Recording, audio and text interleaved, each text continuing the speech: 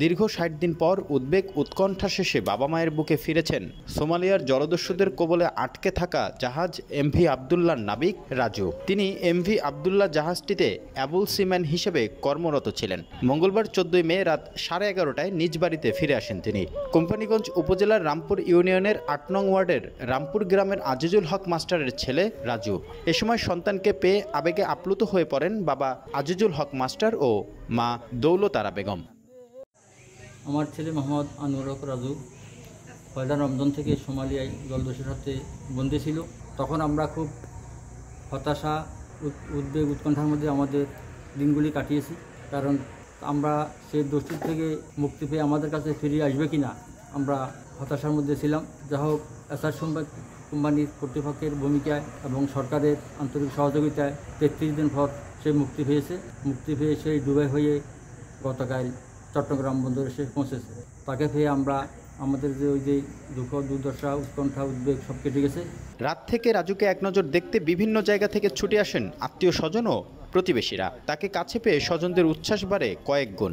অনেকের চোখে মুখে তখন আনন্দের বার্তা। ছেলেকে ফিরে পেয়ে রাজুর মা দৌলতারা বেগম কান্নায় ভেঙে পড়েন। দীর্ঘদিন পর ছেলেকে পেয়ে রান্না করেছেন তার পছন্দের খাবার। আজকে কালটা 11টার সময় আমাদের বাড়িতে আসছে।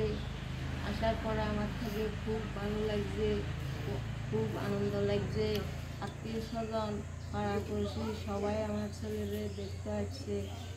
তারা সবাই বলতেছে সে আল্লাহ বিহার মানতে, আল্লাহ সহযোগিতে, দশবাসী সবাই সহযোগিতে সেই আবার আমার বুকে আমার ছেলে ফিরিয়ে আসছে।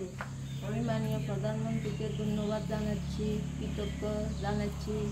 নিরাপদে ফিরে এসে নাবিক রাজু বলেন, গত 12ই মার্চ আমাদের জাহাজটি জিম্মি করে সোমালিয়ান দস্যুরা। অস্ত্রের মুখে সেখানে থাকা 23 নাবিককে একটি কেবিনে আটকে রাখা হয়। বন্ধ করে দেয়া হয় জাহাজের ইন্টারনেট সংযোগও।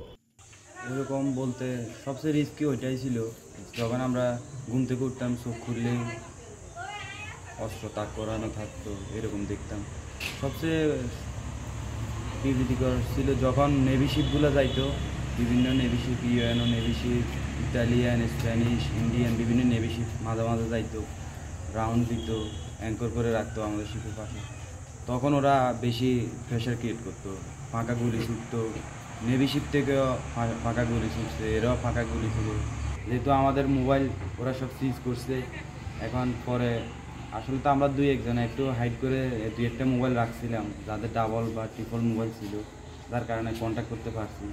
ওয়াইফাই ডিসকানেক্ট করে দিয়েছে, 6 ওয়াইফাই ছিল, রাউটার সব ডিসকানেক্ট করে দিয়েছে। লাস্ট 3-4 দিন আমরা আবার টোটালি আর যোগাযোগই করতে পারি নাই। 2 ভাই ও 1 বোনের মধ্যে রাজু সবার ছোট।